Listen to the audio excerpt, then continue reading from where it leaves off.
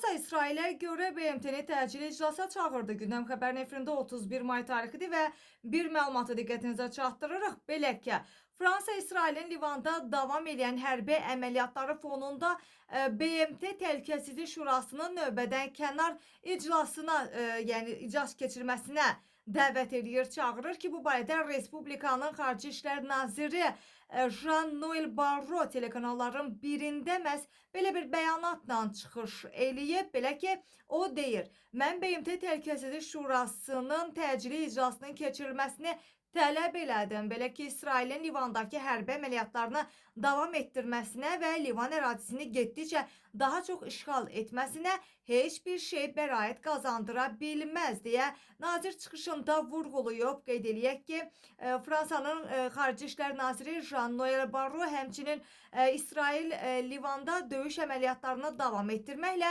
çox böyük bir səhvə yol verir deyə bir çıxışla da bəyanatda çıxış eləyib.